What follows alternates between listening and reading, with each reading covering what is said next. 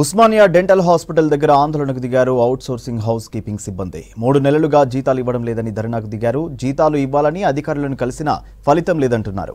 అధికారులు స్పందించి వెంటనే తమ సమస్యలను పరిష్కరించాలని డిమాండ్ చేశారు.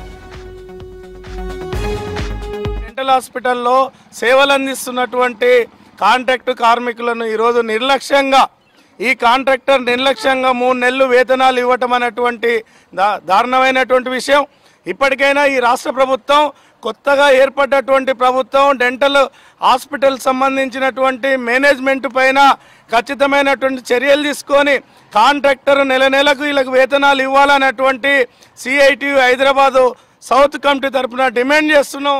ఈ రోజు మాకు 2 నెలల నుంచి వేతనాలు ఇవ్వకపోతే మేము ఇంటద్దలు ఏం కట్టాలి, మేము కుటుంబాన్ని ఏం పోషించుకోవాలి, మేము టైంకు రావాలి.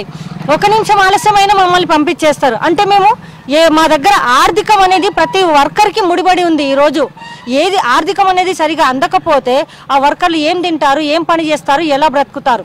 కాబట్టి మేము ఈరోజు ఒకటే విన్నవించుకున్నాము, ఏంటి కాంట్రాక్టర్ గారు వెంటనే రావాలి, ఆ చెక్కులు తీసుకెళ్ళేసి మేడంతో మాట్లాడి మా పాత బకాయిలు కూడా కాంట్రాక్ట్ వచ్చి మాకు ఇప్పుడు 2 సంవత్సరాలకు దగ్గర అవుతుంది.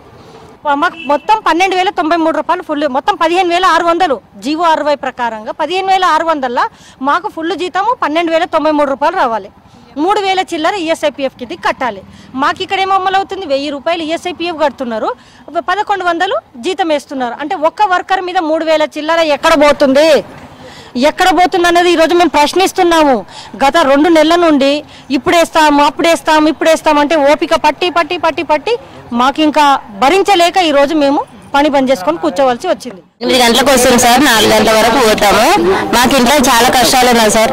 పిల్లలు ఉన్నారు, ఫీజు కట్టుకోవాలి, రూమ్ రెంట్ కట్టుకోవాలి, తిండికి కూడా లేదు సార్. టైం 1 నిమిషం లేట్ అయినా వెళ్ళిపోండి అంటారు. అన్ని పనులు వేసుకుంటాం సార్. మాకు ఆబ్సెంట్ వేస్తారు సార్, వెళ్ళిపోండి అమ్మా అంటారు, వెళ్ళిపోండి అంటారు. కానీ జీతాలు అడిగే వరకు మాకు తెలియదు, అమ్మ పడతాయి అంటారు. ఈ రోజు రేపు అంటారు సార్. కానీ మాకు జీతాలు లేకపోతే కష్టం సార్. చేసేదే పొట్ట కోసం చాలా కష్టం అవుతుంది సార్. మాకు చాలా ఇబ్బంది అవుతుంది సార్. ఇట్లా ఉంటే చాలా కష్టం. మాకు నెలకు 10 తారీఖు వేస్తామంటారు. 1 నెల గడిచి 10 తారీఖు అని 10 తారీఖు అవుతుంది. పండుగలకు టైంకి అందుతలేదు. మాకు చాలా ఇబ్బంది అవుతుంది. ఇంట్లో చాలా కష్టం అవుతుంది. పిల్లలు చిన్నగా ఉంటున్నారు. ఈ రోజు వంట కూడా చేసుకోలేము సార్. ఇంట్లో ఇబ్బంది, గ్యాస్ లేవు, ఏం తినాలి సార్. మాకు కావాలి ఖచ్చితంగా, అందుకే కూర్చున్నాం మేము.